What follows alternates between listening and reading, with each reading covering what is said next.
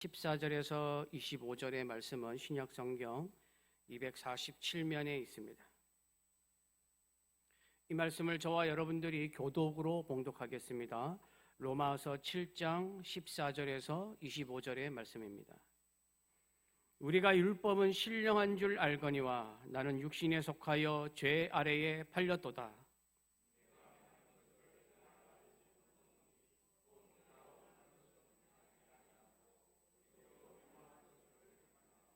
만일 내가 원하지 아니하는 그것을 행하면 내가 이로써 율법이 선한 것을 시인하노니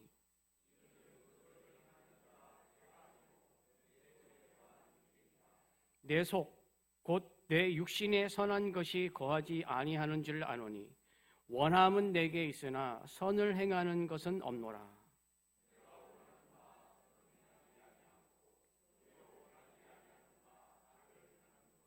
만일 내가 원하지 아니하는 그것을 하면 이를 행하는 자는 내가 아니요 내 속에 거하는 죄니라.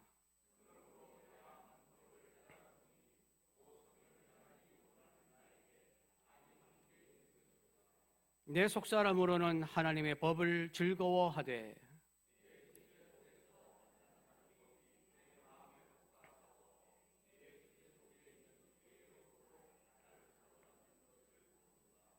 오호라 나는 곤고한 사람이로다. 이 사망의 몸에서 누가 나를 건져내랴. 우리 주 예수 그리스도로 말미암아 하나님께 감사하리로다. 그런즉 내 자신이 마음으로는 하나님의 법을 육심으로는 죄의 법을 섬기노라. 아멘.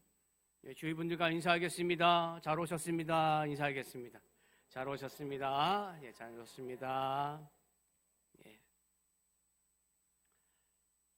지난주에 우리가 부흥회로 은혜를 받았는데 한 2주간 만에 오니까 굉장히 오랜만에 보는 것 같아요. 네. 우리가 3월 11일에 부흥회 전주에 이제 우리가 로마서 7장 1절에서 13절을 살펴보았습니다. 그때 우리가 나누었던 것이 뭐냐면 율법은 죄가 아니다. 우리가 죄를 지었음을 알게 하는 것이다. 그리고 우리의 죄를 드러내게 하는 것이고 죄가 죄임을 확인시켜 주는 것이다 라는 것을 나누었습니다. 그리고 로마서 7장 12절에는 본래 율법은 하나님이 명령하신 계명이고 말씀이므로 뭐라고 말씀하고 있냐면 율법은 거룩하고 계명도 거룩하고 의로우며 선하도다 라고 말씀하였습니다. 그런 다음 오늘 본문 말씀에서 바울은 무엇을 얘기하냐면 자기가 얼마나 이중적인 사람인가를 드러냅니다. 바울은 자신이 예수 그리스도를 만나 구원받고 사도로 칭함을 받은 자가 되면서 정말 예수 그리스도를 만난 즉시 그때부터 복음을 전하는 자로 살았는데 그럼에도 불구하고 자기 속에 여전히 남아있는 부패한 육신, 이 육신과 처절한 싸움을 싸우고 있다고 고백하고 있습니다. 그러면 왜 이런 고백을 하는 것인가? 그 이유는 자신의 내적인 처절한 싸움을 고백하면서 자기가 어떤 사람으로 변화되었는가를 보여주려고 하는 것입니다. 그리고 나뿐만 아니라 이 로마서를 읽는 모든 사람도 예수 그리스도를 믿는다면 이 처절한 싸움을 싸우는 사람들에게 어떻게 변화가 되었는지를 보여주는 것입니다. 오늘 우리가 교재는 25페이지입니다. 25페이지 보시면 3월 25일자 오호라 나는 곤고한 사람이로다. 나는 그 교재에 보시면 1. 마음 열기.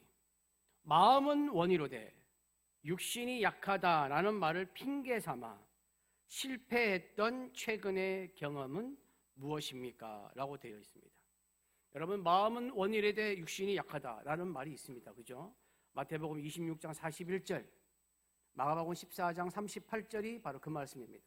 마음은 원이로되 육신이 약하다. 예수님께서 겟세마네 동산에 가셔서 이제 십자가를 지기 위해서 기도하실 때에 제자들이 깨어있지 못하고 자고 있는 것을 보면서 마음은 원이로되 육신이 약하다라고 말씀하셨거든요. 여러분, 우리는 신앙생활을 하면서 마음은 하나님의 말씀을 지키면서 사는 것을 원하는데 의지와 육신이 약해서 넘어질 때도 있고 실패할 때도 많습니다. 이게 우리의 현실입니다. 그렇지 않습니까? 그런데 때때로 마음은 원하지만 육신이 약하다는 핑계를 대면서 세상의 유혹에 빠지거나 말씀대로 살지 못했음을 변명할 때가 있습니다. 제가 그림을 하나 보여드리겠습니다. 그림 좀 보여주시죠. 여러분들이 잘 아시는 그림입니다. 레오나르도 다빈치의 최후의 만찬이라는 작품인데, 이 작품이 어떤 작품이냐면 예수님이 잡히시기 전에 제자들과 이제 최후의 만찬을 하지 않습니까? 그 만찬 때의 정경을 그린 작품입니다. 이 그림은 어디에 있냐면 이탈리아 밀라노 산타 마리아 델레 그라치아라는 교회에, 그 교회의 식당 한쪽 벽에 쭉 그려져 있는 그림입니다. 이 그림이 작은 그림이 아니고요, 가로가 8.8m입니다. 거의 10m 정도 되는, 그리고 세로는 4.6m, 5m 정도 되는 아주 굉장히 거대한 작품입니다. 이 작품을 레오나르도 다빈치가 1495년부터 1498년까지 한 3년에 걸쳐서 그린 작품인데, 예수님께서 최후의 만찬을 하시면서 뭐라고 말씀하셨냐면 나와 함께 그릇에 손을 넣는 그가 나를 팔리라 라고 말씀을 하셨는데, 그 말씀을 하시자 제자들이 웅성웅성거리면서 각각 반응하는 모습을 그린 게 최후의 만찬입니다. 최후의 만찬이라고 해서 예수님과 떡을 떼고 잔을 나누는 장면이 아니고요, 최후의 만찬 때에 예수님께서 나와 함께 그릇에 손을 넣는 자가 나를 팔리라 라고 말씀을 듣고 제자들이 누구야 누구, 나는 아닌데 이러면서 웅성거리는 모습을 그린 작품이 이 최후의 만찬입니다. 그래서 여러분이 그림을 보시면 제가 이름을 위에 적어 놓긴 했는데 3명씩 이렇게 모여 있습니다. 예수님, 여러분이 보시기에 예수님 왼쪽 편부터 3명, 그리고 오른쪽 편에 3명 이렇게 해서 3명씩 12명이 쭉 되어 있고요. 왼쪽부터 바돌로메, 알포의 아들 야고보, 안드레, 그 옆에는 가룟 유다, 베드로, 사도 요한, 그 다음에 예수님이 계시고, 그 다음에 그 옆에 누가 있냐면 도마, 세베대의 아들 야고보, 빌립, 그리고 맨 끝쪽에 마태, 다데오, 시몬이 이렇게 되어 있습니다. 이 그림을 설명을 잠깐 하자면, 여러분 이렇게 제자들이 그냥 모여 있는 것이 아니고요, 이 그림을 레오나르도 다빈치가 12명의 제자들의 성격과 그 다음에 수많은 것들을 조사하고 연구해서 다 그림을 그렸는데, 맨 왼쪽에 있는 이렇게 놀란 듯이 10손가락을 펴고 있는 사람이 안드레입니다. 그 옆에 보시면 베드로와 가룟 유다와 베드로와 사도 요한이 있는데, 성미가 급한 베드로는 지금 사도 요한에게 뭔가를 귓속말을 계속 속삭이고 있습니다. 베드로는 원래 말이 앞서는 사람이기 때문에 사도 요한에게 가서 계속 뭐라고 이 얘기를 하고 있고, 그 앞에 12제자 중에서 얼굴이 제일 시커멓게 생긴 사람이, 저처럼 얼굴이 까만 사람이 누구냐면 가룟 유다입니다. 지금 이 그림이 보이는지 모르겠네. 여러분 가룟 유다에 보시면 가룟 유다가 지금 손을 이렇게 하고 있는데, 한쪽은 뭔가를 쥐고 있고 한쪽은 손을 이렇게 약간 손을 벌리면서 손을 이렇게 펴고 있는데, 그 손이 접시 위에 가까워 있습니다. 예수님이 오른손도 가룟 유다가 펼친 손과 가까이 그릇에 손을 딱 대고 있습니다. 저게 무슨 장면이냐면 제가 조금 전에 말씀드린 같은 그릇에 손을 넣는 자가 나를 판 사람이다, 그걸 그린 것입니다. 그리고 가룟 유다의 오른손에 보면 뭔가를 쥐고 있거든요. 자세히 잘 안 보이실 수도 있는데 저게 뭐냐면 은화 주머니입니다. 예수님을 팔았죠? 은하 20에. 그 은하 주머니를 붙잡고 있고 그릇에 손을 펼치고 있는 사람이 바로 가룟 유다입니다. 그리고 그 옆에 보시면 예수님 오른편에 양팔을 벌리고 있는 사람이 세베대의 아들 야고보입니다. 이렇게 손을 펼치고 있죠. 그리고 도마와 빌립은 예수님을 향하여 뭔가를 손짓을 하면서 예수님을 쳐다보고 있습니다. 보이십니까? 그게 뭐냐면 도마와 빌립은 지금 뭐 하고 있는 거냐면 예수님, 나는 아니죠. 나는 아닙니다. 나는 아닙니다. 지금 그 표정을 짓고 있는 거고요. 결백을 주장하고 있고 맨 끝에 마태, 다데오, 시몬은 저 구석에서 자기들끼리 모여서 믿을 수 없는 상황이 벌어지고 있는데 그 상황 속에서 냉정을 되찾으려고 굉장히 12명 가운데 3명은 조금 안정된 모습을 보이고 있습니다. 이 내용을 그린 게 최후의 만찬입니다. 그런데 여러분, 이 그림에는 비하인드 스토리가 있습니다. 비하인드 전설이 있습니다. 왜 전설이라고 하냐면 진짜 있었는지 없었는지 확인이 안 되었기 때문에 전설이라고 얘기하는데, 무슨 전설이냐면 레오나르도 다빈치가 이 그림을 그리기 위해서 복음서에 나타난 예수님과 12제자들을 파악을 하고 성격을 파악하고 어떤 활동을 했는지를 다 파악하고 성격이 어떤지 성품이 어떤지를 다 파악하여서 저 그림을 그렸는데, 나머지 사람들은 다 그렸는데 유독 2사람이 안 그려졌어요. 2사람이 그리기가 너무 어려운 거예요. 그 2사람이 누구냐면 예수님과 가룟 유다입니다. 그래서 다른 사람은 다 그렸는데 저 예수님 자리와 가룟 유다 자리가 비어 있었습니다.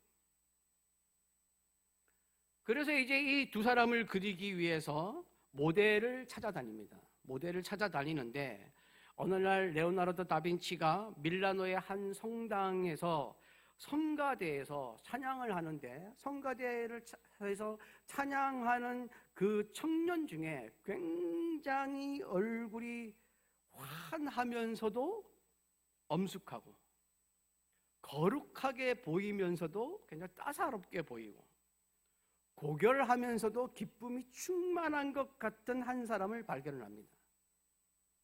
그래서 그 다빈치가 저 사람을 보고 저게 바로 예수님의 모습일 것이다 라고 하면서 그 자리에서 예수님의 모습을 그립니다. 그런데 저 작품을 시작한 지 2년이 지났음에도 불구하고 그려지지 않은 사람이 가룟 유다입니다. 근데 가룟 유다의 모델을 찾지를 못하는 거예요. 그러다가 어느 날 어스름한 저녁에 다빈치가 한 청년을 만나게 되는데, 이 청년이 좀 거지같이 노숙자 비슷하게 행색도 좀 추리하고 너무 사람이 더럽고 씻질 않았는지 너무 더럽고 눈빛은 그냥 쥐구멍에서 이렇게 쳐다보고 있는 쥐의 눈빛을 기억하십니까? 옛날 분들은 쥐를 많이 보신 적이 있으실 건데, 저는 초등학교 때 저 서울 잠실 아파트라는 곳에서 산 적이 있거든요. 거기에서 쥐를 12마리를 잡았어요. 너무 옛날에는 이 아파트 안에 쓰레기통이 아파트 안에 있었거든요. 이렇게 쓰레기를 버리면 확 떨어지는 시스템. 그래서 쥐가 많이 올라와서 이 쥐가 이렇게 이렇게 머리만 내놓고 이렇게 눈을 막 굴리면 그 눈빛이 굉장히 교활하게 보이거든요. 그게 이제 레오나르도 다빈치 눈에 그 눈빛을 발견한 겁니다. 그 눈빛을 발견하고 그 청년의 눈빛을 보니까 굉장히 좀 야비한 눈빛을 가지고 있다고 느껴서 딱 보는 순간 가룟 유다다 라는 생각을 합니다. 그래서 그 청년에게 가서 내가 가룟 유다를 그리고 싶은데 혹시 모델이 되어줄 수 있느냐 그랬더니 돈을 달라는 거예요. 돈을 많이 요구한 거예요.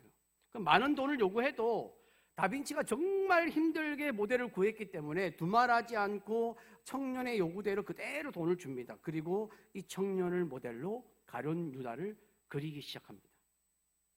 그런데 며칠 동안 계속 이 청년과 함께 이 모델로 해서 그림을 그리는데 이상하게 묘한 느낌이 계속 드는 거예요. 어떤 느낌이냐면 이 청년을 어디서 많이 본 것 같은 거예요. 그래서 다비치가 이제 밀라도 성당 성가덕의 그 석에서 봤던 그때 옛날에 그 예수의 모델을 했던 그 청년과 너무 닮았다는 생각을 하게 됩니다. 그 그림을 다 그린 다음에 아닐 수도 있으니까 그 청년이 가서 조심스럽게 묻습니다.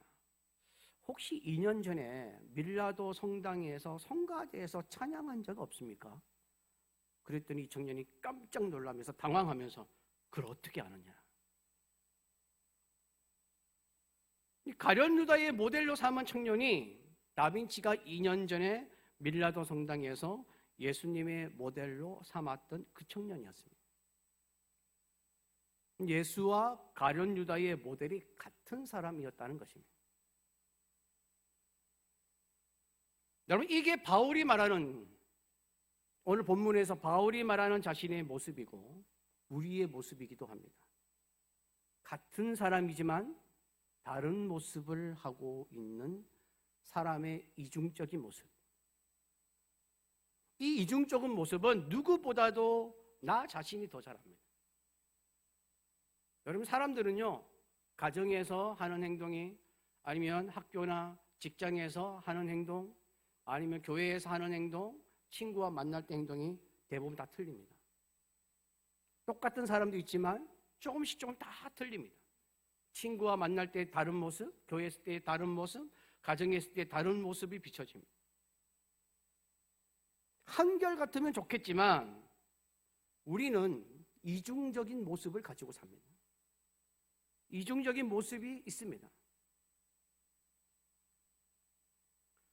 그러면 바울이 말하는 자신이 가지고 있는 이중적인 모습, 우리가 가지고 있는 이중적인 모습은 어떤 것인지, 바울이 말하는 것이 무엇인지 한번 살펴보도록 하겠습니다.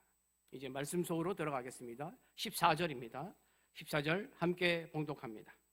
우리가 율법은 신령한 줄 알거니와 나는 육신에 속하여 죄 아래에 팔렸도다. 여러분, 우리가 계속 이야기해 왔지만 율법은 하나님의 말씀이기에 신령한 것입니다. 그래서 하나님의 말씀이기 때문에 거룩합니다. 율법의 기능은 죄를 알게 해주는 것입니다. 이의 문제는 율법이 아닙니다. 죄입니다. 죄. 율법 때문에 우리가 죄를 지은 것이 아니라 우리가 지은 죄가 율법 때문에 드러난 것입니다. 그러므로 율법이 문제가 아니라 죄를 짓는 우리가 문제입니다. 우리 인간은 육신에 속하여 죄 아래에 팔렸던 존재였습니다. 전에도 말씀을 드렸지만 육신이라고 했을 때 이 육신은 죄의 지배를 받아서 타락하여서 죄로 물든 인간의 모습을 말합니다. 그래서 로마서 8장 7절에는 이렇게 말씀합니다. 육신의 생각은 하나님과 원수가 되나니 이는 하나님의 법에 굴복하지 아니할 뿐 아니라 할 수도 없습니다. 그러니까 육신과 하나님은 정반대라는 것입니다. 죄의 지배를 받은 육신은 하나님과 원수가 되고 하나님의 법에 굴복하지도 않고 굴복할 수도 없는 존재입니다. 그러기에 우리는 죄 아래 팔린 존재였습니다. 여러분, 팔렸다라는 말을 원어로 보면 포로나 노예로 팔렸다라는 뜻입니다. 죄 아래 팔렸다는 것은 전에도 제가 한번 말씀을 드렸지만 노예를 사간 주인의 지배와 명령 아래에서 벗어날 수 없듯이 죄의 지배와 명령에서 벗어날 수 없다는 뜻입니다. 그러면 이렇게 고백하고 있는 바울의 상태는 어떤 상태였을까? 과연 바울도 그러면 이 육신의 몸에 육신을 바라보면서 예전에 자기가 예수 그리스도를 믿기 전의 상태였을까? 성경에서 말하는 옛사람의 상태였을까? 아니면 예수 그리스도를 만난 거듭난 사람이 되었지만 아직도 죄로부터 완전히 벗어나지 못해서 선과 악에 대하여 갈등하고 있는 사람이었을까? 여러분 어떤 사람이었을까요? 답을 말하자면 바울이 이것을 느낀 것은 예수 그리스도를 믿고 난 후입니다. 예수 그리스도를 믿음으로 말미암아 거듭난 사람이 되었지만 죄로부터 완전히 벗어나지 않는 상태를 말하고 있습니다. 그러면 여러분 의문이 생기지 않습니까? 분명히 바울이 로마서에서 우리는 죄에 대하여 죽고 하나님에 대하여 살아났다고 말했는데 왜 죄에서 아직 벗어나지 못하고 있다는 것을 말하고 있는 것인가? 우리가 죄에 대하여 죽었다는 것은 죄가 우리를 지배했던 지배력은 끝났다. 더 이상 죄가 우리에게 명령할 권한도 없고 우리는 죄처럼 죄의 명령에 따라 살 필요도 없고 죄의 종처럼 살지 않아도 된다. 우리는 죄에서 자유를 얻었다 라는 것인데, 근데 왜 바울은 계속해서 육신에 거하고 있다고 말하는 것인가? 바울이 말하는 육신이 과연 무엇인가?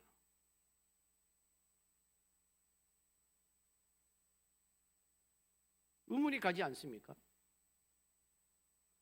여러분, 바울이 말하고자 하는 것은 뭐냐면 우리가 예수 그리스도로 말미암아 죄에서 자유를 얻었는데 전에 우리가 죄에서 자유를 얻기 전에 우리를 지배하고 있던 죄, 이 죄의 종으로 살았던 습관과 사고방식이 우리 몸에 여전히 남아있다는 것을 말하는 것입니다. 우리는 예수 그리스도를 말미암아 죄에 대하여 죽었습니다. 그래서 죄에 대하여 자유함을 얻었는데 죄의 종으로 살아가고 있었던 그때 당시의 그 습관과 사고방식이 계속 우리 몸에 남아있다는 것입니다. 바울은 이것을 육신이라고 부르고 있습니다. 여러분, 예를 들면 이런 것입니다. 이스라엘 백성들이 430년 동안 억압받고 매여 있었던 애굽에서 탈출했습니다. 그래서 하나님이 인도하시는 가나안 땅으로 가게 되었습니다. 이에 하나님이 역사와 기적을 통해서 하나님의 살아계심을 보여주셨고 율법을 주시면서 하나님의 백성은 어떻게 살아야 하는 것을 정말 작은 것부터 시시콜콜한 것부터 해서 다 가르쳐 주셨습니다. 일일이 다 가르쳐 주셨습니다. 그런데도 이스라엘이 어떻게 했습니까? 우상을 섬기고 불평하고 원망하고 하나님을 거부하고 하나님을 떠나려고 했습니다. 여러분, 그 이유가 무엇입니까? 430년 동안 그 애굽 땅에 있을 때 출애굽기 1장에 보면 뭐라고 되어 있습니까? 여기에서 벗어나게 해달라고 하나님께 부르짖었다고 되어 있습니다. 그랬던 사람들이 애굽에서 나왔는데 하나님의 인도하심을 받아 하나님의 살아계심을 보면서 역사와 기적을 체험하면서 애굽에서 나왔는데 왜 우상을 섬기고 불평하고 원망하면서 하나님과 관계가 계속 틀어지는 것입니까? 여러분, 그 이유가 무엇인지 아십니까? 이스라엘이 애굽에서 탈출하여 나왔지만 애굽에서 몇 년 있었습니까? 430년. 애굽에서 살았던 그 잔재가 그대로 남아있는 것입니다. 430년을 살면서 애굽에서 살았던 것이 몸에 배어버렸습니다. 애굽에서 벗어나고 싶은데, 탈출했기 때문에 벗어나고 싶은데 몸이 기억하는 거예요. 거기에서 생각했던 그 생각이 기억하는 거예요. 거기에 있었을 때에 어떤 마음으로 살았는지 그 마음이 기억하고 있는 거예요. 애굽에서 자유를 얻었는데 이제는 애굽이 싫은데 오랫동안 익숙해져 있던 습관이 그대로 남아있는 것이에요. 애굽에서 살던 습관. 이게 바울이 말하는 육신입니다. 우리는 죄에서 자유를 받았지만 죄의 지배를 받고 있을 때에 죄악으로 살아가던, 죄인으로 살아가던 그 습관, 그 사고방식이 그대로 나한테 남아있었어요.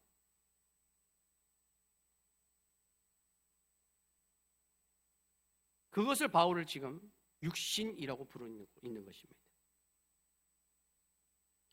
우리는 신앙적으로 성숙한 상태라고 할지라도 죄로의 유혹으로부터 갈등을 느낍니다.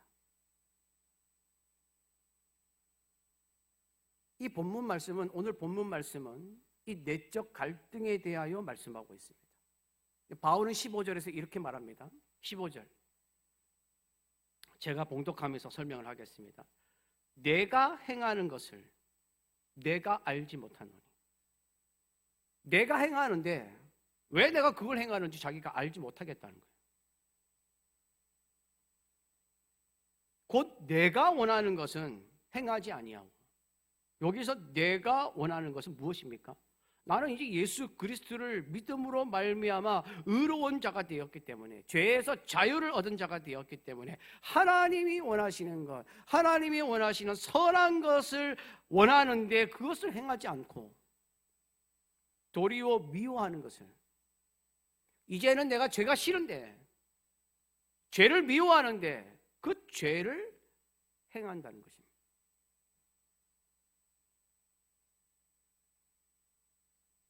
내가 행하는 것을 내가 알지 못하노니. 이 말은 우리는 예수 그리스도로 말미암아 성령으로 거듭나서 의인이 되어 살아가는 자인데, 내 의지와 상관없이 습관처럼 몸에 익숙해진 죄를 행하게 되었다는 것입니다.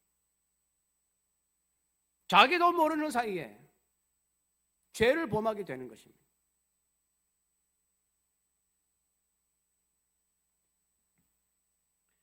이에 우리는 예수님을 믿고 하나님의 자녀가 된 자로서 늘 하나님 말씀 안에서 하나님이 원하시는 삶을 살기를 원하지 않습니까?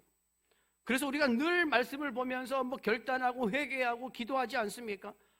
그리고 말씀을 묵상하면서 또 그것을 위해서, 그것을 따라서, 그것에 순종하면서 살기를 원하지 않습니까? 내가 원하는 것은 그것인데 그것을 행하지 않고 도리어 하지 말아야 할 죄를 행하고 있다고 지금 바울은 말하고 있습니다. 내 의지가 약하여 내가 원하지 않고 미워해야 하는 죄를 행하는 것을 볼 때에 내 자체가 문제지, 나 자체가 문제지 율법이 문제가 아니라는 거예요. 율법 때문에 내가 죄를 짓는 것이 아니라는 것입니다. 죄에서 벗어났지만 습관처럼 되어버린, 너무나 익숙해져 버린 그 사고방식, 죄의 사고방식 때문에 내가 죄를 짓고 있다는 것입니다. 그래서 16절, 17절에 이렇게 말씀합니다. 함께 봉독하겠습니다. 만일 내가 원하지 아니하는 그것을 행하면 내가 이로써 율법이 선한 것을 시인하노니 이제는 그것을 행하는 자가 내가 아니요 내 속에 거하는 죄니라.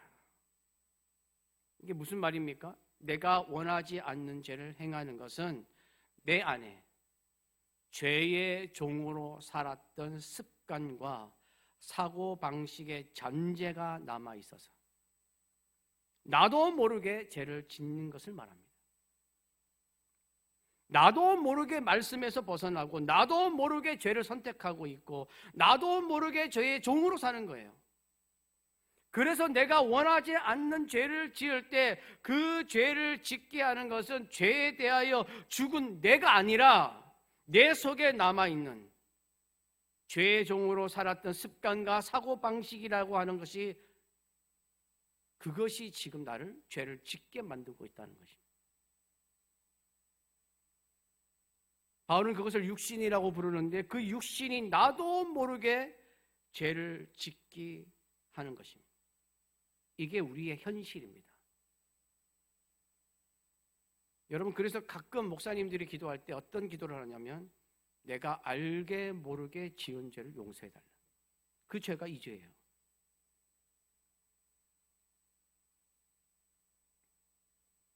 그래서 18절, 19절은 또 말씀합니다. 18절, 19절.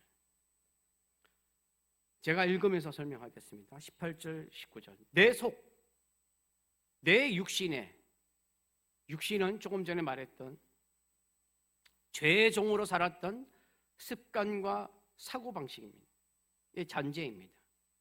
이 육신에 선한 것이 거하지 아니하는 줄을 아노니, 그 육신에는 선한 것이 없습니다. 원함은 내게 있으나 이 원함은 뭡니까? 선을 행하는 것을 말합니다.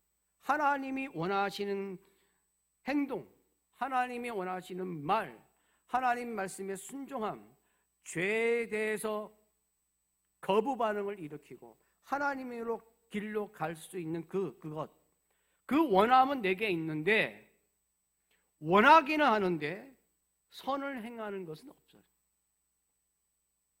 늘 마음을 생각해요. 그런데 행하지는 않아요.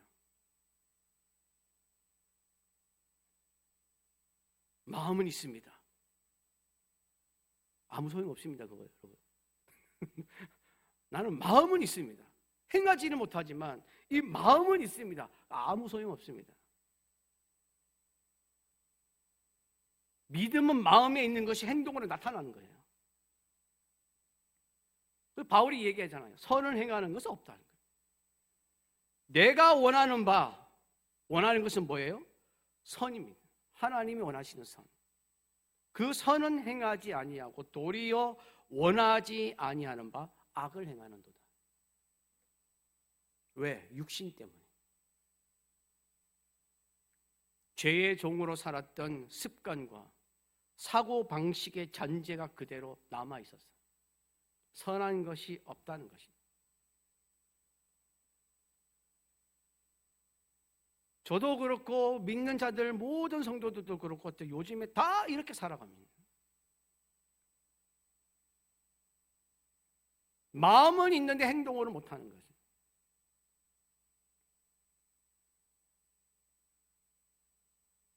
말씀은 듣는데 그 말씀을 행하지는 못하는 거죠. 듣기는 하는데 순종하지 못하는 거예요. 순종하려고 하면 힘들어요. 순종하려면 괴로워요. 그 말씀대로 살으려 하면 꼭 무슨 일이 생겨요. 의지가 없어요. 의지가 약해요.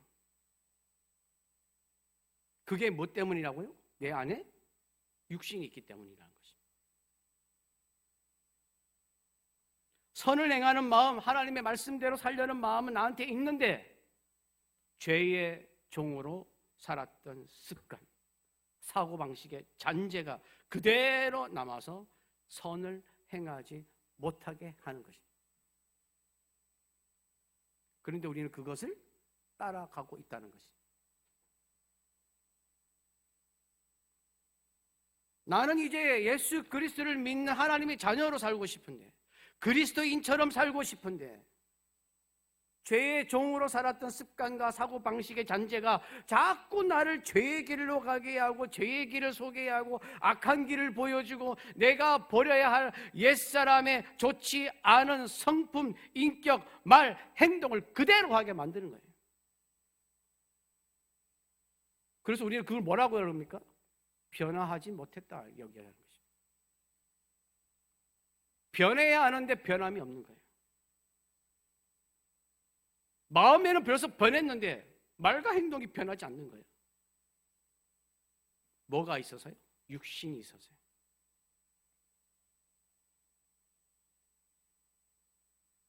교제를 보겠습니다. 교제를 보시면 1. 내면의 처절한 갈등. 첫 번째는 내 속, 곧 내 육신에 선한 것이 거하지 아니하는 줄 아노니 무엇은 내게 있으나 원함은 내게 있으나 선을 행하는 것은 없다. 밑에 두 번째요. 내가 원하는 바 선은 행하지 아니하고 도리어 원하지 아니하는 바 악을 행하는도다.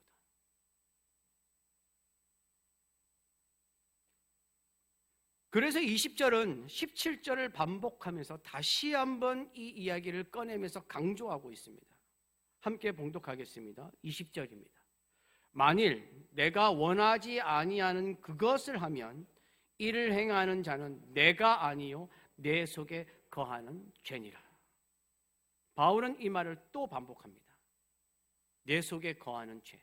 내 속에 거하는 죄가 뭐예요? 내 속에 아직도 죄가 있습니까? 아니요. 죄가 있다고 말하는 것이 아니라 지금 바울은 계속해서 죄의 종으로 살았던 습관과 사고방식의 잔재가 계속 남아있다고 얘기하는 것입니다.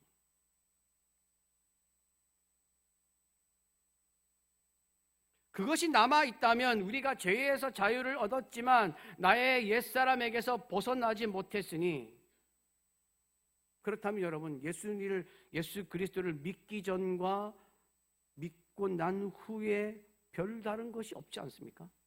그렇지 않습니까? 그렇잖아요. 예수를 믿기 전에는 세상 사람이었고 죄인이었는데 우리가 예수 그리스도를 믿은 후에 우리는 죄에 대하여 죽고 하나님에 대하여 살았는데, 그런데 지금 바울은 계속해서 우리 안에 그 죄의 잔재들, 죄의 종으로 살았던 습관들, 사고방식의 잔재가 남아있다고 말하니까 예수를 믿기 전과 예수를 믿긴 후에 무슨 차이가 있느냐는 것이죠. 차이가 있는 겁니까, 여러분? 차이가 없는 겁니까?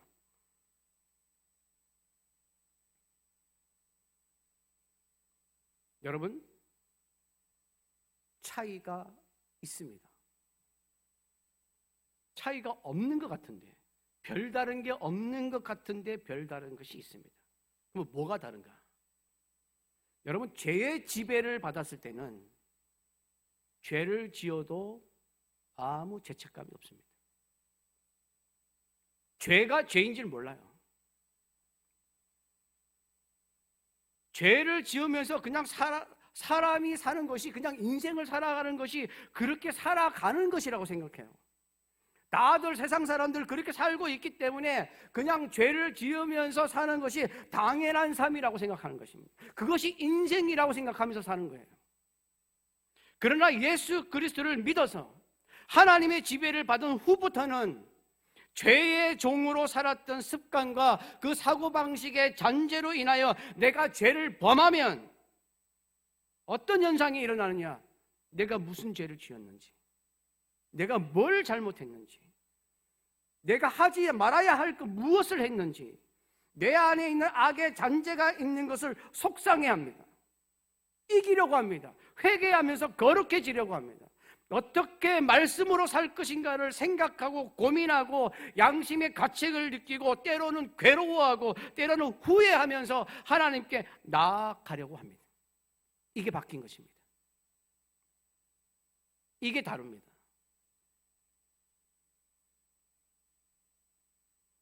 그래서 오늘 바울은 뭘 얘기하려고 하는 것이냐면, 죄의 종으로 살았던 습관과 사고방식의 잔재가 있는 것을 보고 그대로 두지 않고 이것을 이기려고 싸우는 거예요.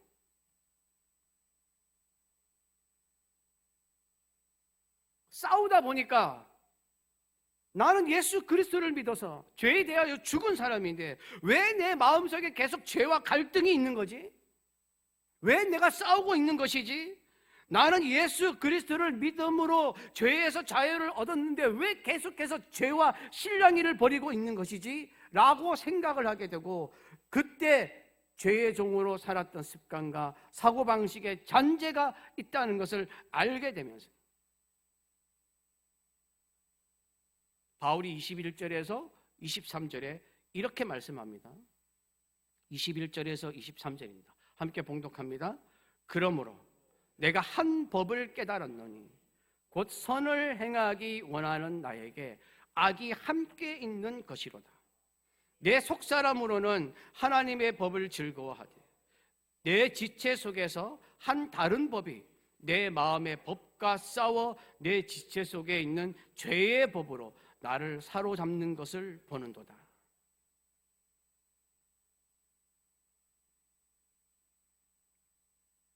바울이 법을 깨달은 것이죠.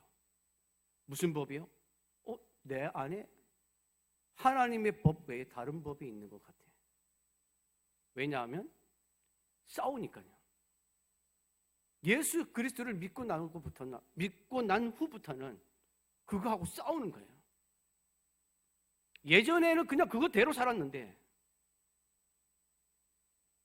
그런데 지금은 싸우는 거예요. 싸움에서 깨닫는 거죠. 아, 내 안에 하나님이 원하시는 것 외에 다른 것이 들어가 있구나. 여러분, 바울이 말하는 우리 안에 있는 갈등은 부정적인 갈등이 아닙니다. 긍정적인 갈등입니다. 말씀대로 살지 않고 죄를 지으면서 갈등이 없다. 그게 문제입니다. 하나님 말씀에 순종하지 않고 살아가는데 아무 갈등이 없다. 내가 죄를 짓고 살아가는데 아무 갈등이 없다. 그게 문제인 거예요. 그런데 내가 그렇게 살지 못함으로 말미암아 마음이 괴로워하고 그렇게 살려고 기도하고 그렇게 살려고 몸부림을 치고 실패하더라도 하나님의 말씀을 보고 회개하면서 나간다. 내 안에 있는 죄와 계속 갈등을 가지고 내가 싸우고 영적 전쟁을 벌인다. 그게 정상적인 것입니다. 그게 하나님을 믿는 사람의 내면에 있는 영적 전쟁입니다. 고민이 없는 것이 문제입니다. 죄를 지으면서 괴로움이 없는 것이 문제입니다. 양식이 가책이 없는 것이 문제예요. 그러나 갈등이 있다. 내가 이것 때문에 괴롭다. 그것은 무슨 얘기를 하는 거냐? 내 안에 하나님이 주시는 의로움이 살아있다는 뜻입니다. 왜? 싸우고 있으니까. 그러므로 갈등이 있다는 것은 내 안에 믿음이 살아있고 의로움이 살아있다는 증거입니다. 내 속사람으로는 하나님의 법을 즐거워하는데 내 안에 있는 다른 법, 죄의 종으로 살았던 습관과 사고방식의 잔재가 그대로 남아서 생긴 죄의 법이 나를 괴롭히기 있기 때문에 갈등하고 싸우고 있는 것입니다. 여러분, 여기서 말하는 속사람은 무엇을 말합니까? 그리스도 안에서 거듭난 사람을 말합니다. 그래서 여러분 성경에 보면 속사람이라는 말이 나오고 새사람이라는 말이 나오는데 속사람과 새사람은 같은 의미의 단어입니다. 여기에 반대되는 말이 겉사람과 옛사람입니다. 이 겉사람과 옛사람은 그리스도를 믿기 전에 세상적으로 죄악 가운데 살았던 그 모습, 그것이 옛사람이고 겉사람입니다. 그래서 속사람, 새사람, 겉사람, 옛사람은 같은 뜻입니다.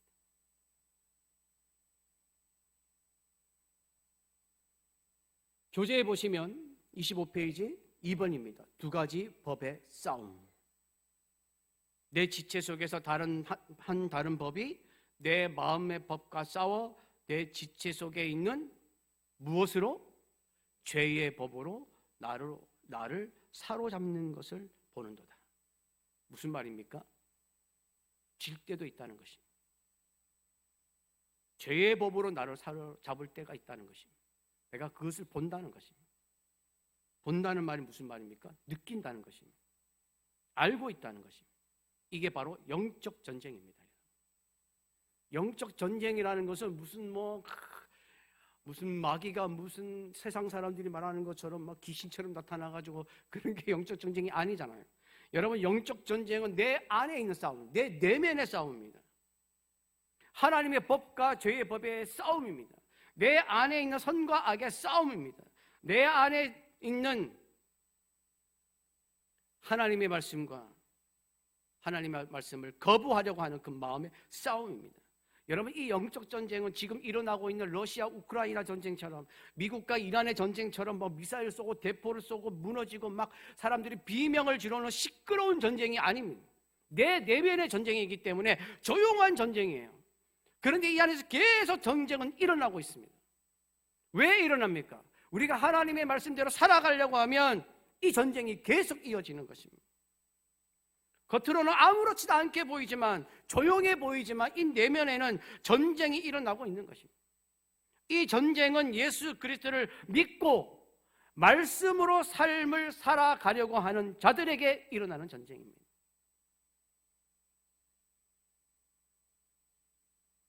내가 예수 그리스도를 믿음으로 말미암아 말씀으로 살아야지라고 생각하지 않는 자에게는 일어나지 않습니다, 전쟁이. 왜? 그냥 육신대로 살아가면 되니까. 그러므로 믿음으로 살아가려고 하는 사람은 이 전쟁이 끊이지 않습니다. 우리는 이 영적 전쟁에서 이겨야 합니다. 이 영적 전쟁에서 싸우는 방법을 바울이 에베소서에 적어놨습니다. 여러분들이 잘 아시는 말씀, 에베소서 6장 14절에서 17절입니다. 그런즉 서서 진리로 허리띠를 띠고 의의 호심경을 붙이고, 호심경은 가슴을 딱 가로막는 그런 갑옷과 같은 것입니다. 평안의 복음이 준비한 것으로 신을 신고 모든 것 위에 믿음의 방패를 가지고 이로써 능히 악한 자의 모든 불화살을 소멸하고 구원의 투구와 성령의 검 곧 하나님의 말씀을 가지라. 여러분, 영적 전쟁은 영적인 것으로 싸워야 합니다. 진리, 의, 복음, 믿음, 구원, 말씀으로 싸워야 합니다. 이 영적 전쟁을 치러야 하는 바울은 자신을 이렇게 표현합니다. 24절, 25절입니다. 함께 봉독하겠습니다. 오호라, 나는 공고한 사람이로다. 이 사망의 몸에서 누가 나를 건져내랴. 우리 주 예수 그리스도로 말미암아 하나님께 감사하리로다. 그런즉 내 자신이 마음으로는 하나님의 법을, 육신으로는 죄의 법을 섬기노라. 여러분, 교재 보시면 3번입니다. 탄식과 감사. 오호라, 나는 어떤 사람이라고요? 곤고한 사람이라. 여러분, 공고하다는 것은 무슨 말이냐면 전쟁으로 인하여 그냥 만신창이가 되었다, 이런 뜻입니다. 그러니까 계속 이 영적 전쟁 때문에 피곤해지고 이 영적 전쟁 때문에 계속해서 마음을 써야 한 그 상태를 말하는 것입니다. 그러니까 바울은 계속해서 이 전쟁을 치르고 있다는 것입니다. 왜? 지지 않으려고. 나는 예수 그리스도를 믿음으로 말미암아 이제 죄에 대하여 죽은 사람이기 때문에 그것을 내가 유지하기 위해서 계속 전쟁을 치르는 것입니다. 그러면서 바울이 뭐라고 얘기합니까? 이 사망의 몸에서 누가 나를 건져내랴. 여러분, 이게 어디서 나온 말이냐면 로마 시대에 로마 사람들이 내리는 형벌 중에 어떤 형벌이 있었냐면 죄수의 몸에다가 다른 사람의 시체를 묶어두는 형벌이 있었어요. 괴로우라고. 여러분, 시체는 썩지 않습니까? 그 냄새와 그 시체에서 나타나는 모든 현상들을 다 몸으로 느끼도록 그 죄수에게 시체를 묶어두는 형벌이 있었습니다. 바울은 이 죄의 습관, 내가 예수 그리스도를 믿음으로 죄에 대하여 죽었음에도 불구하고 그 죄의 습관이 찰싹 달라붙어 있는 것을 이것에 표현한 것입니다. 그래서 이 사망의 몸에서 나 붙어 있는, 시체처럼 붙어 있는, 딱 달라붙어 있는 이 사망의 몸에서 누가 나를 건져내겠는가라고 이야기하는 것입니다. 근데 바울은 여러분, 이 사망의 몸에서 내가 어떻게 이겨낼 수 있을까 이렇게 말하지 않았습니다. 누가 나를 건져내랴? 자신이 하겠다고 말하지 않습니다. 내가 이기겠다고 말하지 않습니다. 누가 나를 건져내랴라고 말하고 있습니다. 누군가가 제거해 주기를 바라고 있습니다. 그 자신을 도와줄 누군가를 바울은 25절에 적어놨습니다. 뭐라고 적어놨냐? 25절에 우리 주 예수 그리스도로 말미암아 하나님께 감사하리로다. 누가 도와준다는 얘기입니까? 예수 그리스도께서 도와주신다는 것입니다. 바울은 죄에서 우리를 구원하실 분도, 죄의 종으로 살았던 습관과 사고방식의 잔재를 제거해 주실 분도, 우리를 영적 전쟁에서 승리하게 하실 분도 모두 다 예수 그리스도라고 말씀하고 있습니다. 여러분, 오직 예수 그리스도만이 우리를 구원하시며 도우실 분이라는 것을 절대로 잊어서는 안 됩니다. 그러므로 우리는 예수 그리스도를 굳게 붙잡고 살아가야 합니다. 그런데 25절 끝부분에 이런 말씀이 나옵니다. 그런즉 내 자신이 마음으로는 하나님의 법을, 육신으로는 죄의 법을 섬기노라. 뭐지 이거? 예수 그리스도께서 이기게 하신다고 해놓고 왜 또 갑자기 육신으로는 죄의 법을 섬기노라라는 말씀이 나오지? 이 말씀을 적어놓은 이유가 뭐냐면 영적 전쟁, 나는 하나님의 법을 원하는데 내 육신은 죄의 법을 섬기는 이 영적 전쟁은 계속된다는 것입니다. 영적 전쟁은 계속 이루어지는데 우리가 거기서 승리를 하려면 예수 그리스도를 붙잡아야 한다는 것입니다. 예수님이 우리에게 승리를 허락하실 것이라는 것입니다. 그래서 우리는 더욱 예수 그리스도를 의지하며 살아야 할 줄 믿습니다. 그래야 승리자로 살아갈 수가 있습니다. 교재 26페이지 보면 삶의 적용이 있습니다. 삶의 적용. 바울과 같은 위대한 사도도 내적 갈등을 겪었습니다. 내 안의 죄성 때문에 괴로워하는 것은 내가 영적으로 살아있다는 증거입니다. 여러분, 이걸 기억하셔야 됩니다. 내 안의 죄성 때문에 괴로워하는 것은 내가 영적으로 살아있다는 증거입니다. 여러분, 내 안의 죄성 때문에 괴로워하는 것을 죄책감으로 생각하시면 안 됩니다. 자책으로 생각하시면 안 됩니다. 내가 싸우고 있다는 것을 생각하셔야 됩니다. 이겨야 되겠다는 생각을 하셔야 됩니다. 이기려면 어떻게 해야 된다고요? 예수 그리스도를 내 삶에 모셔야 합니다. 예수 그리스도를 붙잡아야 합니다. 그래야 우리는 승리할 수 있습니다.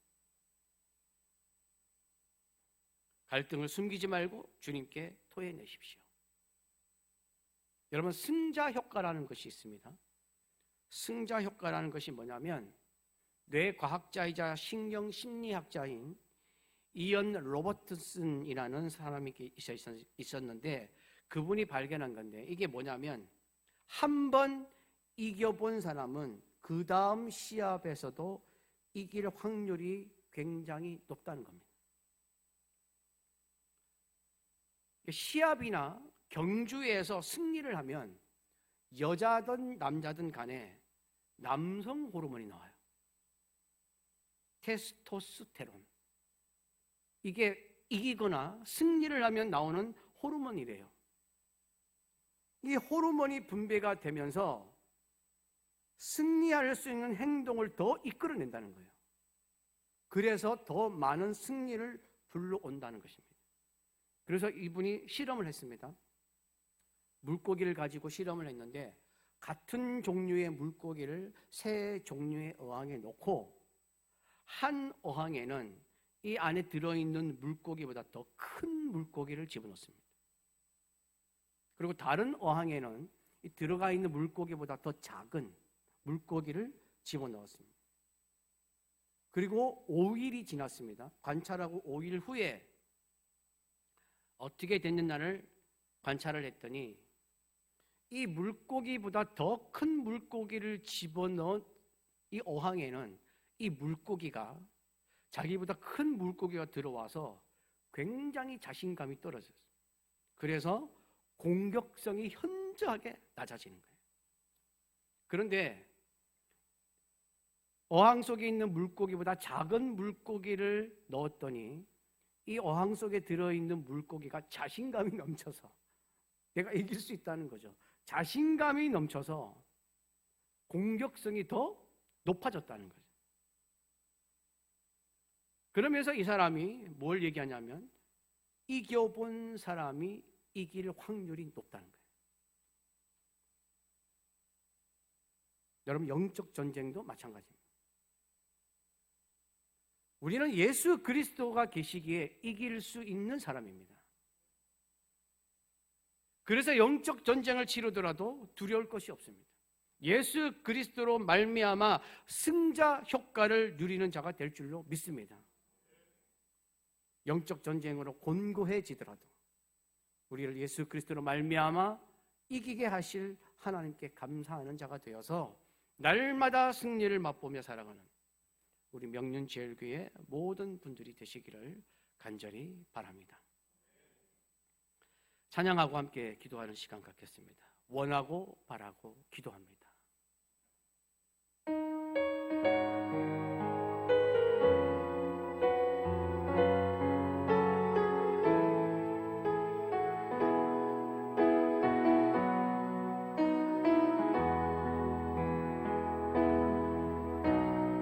이 세상 살아가는 동안에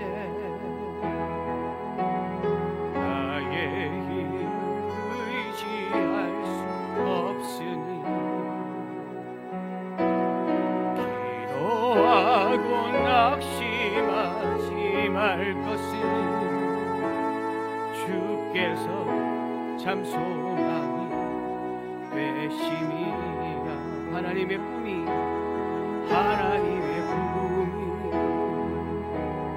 나의 비전이 되고 예수님의 성품이 나의 인격이 되고 성령님의 권능이 나의 능력이 되길 원하고 바라고 주의 길을 걸어가는 주의 길 걸어가는 동안에 세상에 거두지할 수 없으니 감사하고 낙심하지 말 것은 주께서 참 기쁨이 되심이라. 하나님의 꿈이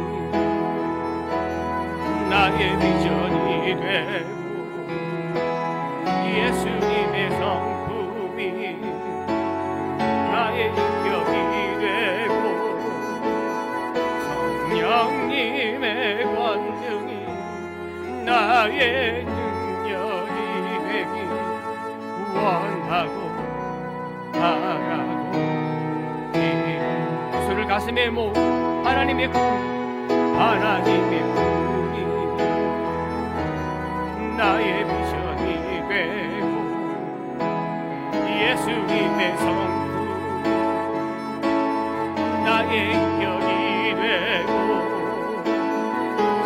성령님의 권능이 나의 능력이 되기 원하고 바라고 기도함.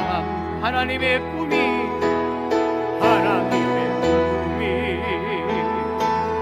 나의 비전이 되고 예수님의 성품이